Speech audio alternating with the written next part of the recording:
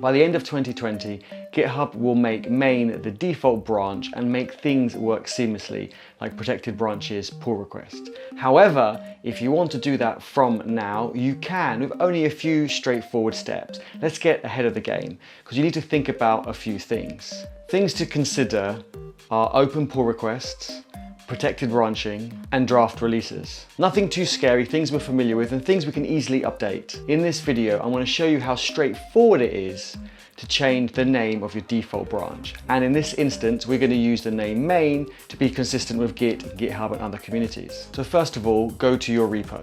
Make sure you're in the default branch. At the moment, this is usually named master. Select the drop-down and type in your new branch name. The recommended one is to use main.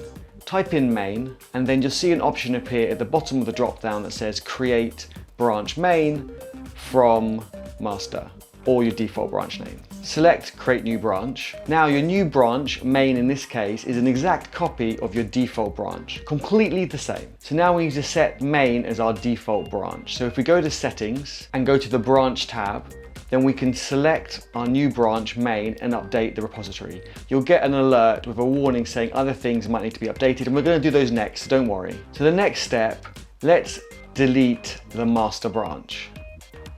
This way there's no confusion. And if you go to the master branch and it's disabled, it means you have to follow these steps coming up. And again, don't worry, they are straightforward. Check if you've got any open PRs by going to the pull request tab. If you do, just hit edit next to the title and change the branch that the pull request is going to be merged into. In this case, you're changing master to main.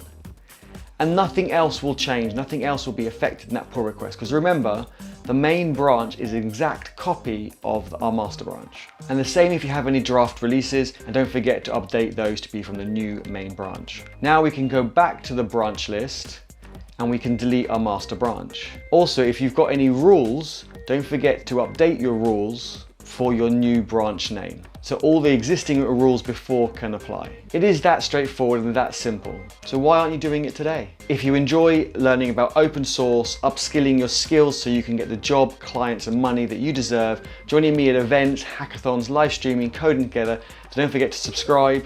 Give the video a thumbs up to help support the channel. If you have any questions or any suggestions or ideas, leave a comment below and I will get straight back to you. We also have a Discord channel if you would like to join the conversation between live streams and videos. The link is in the description below. And I want to say a big thank you to my community sponsors who are sponsoring me on GitHub.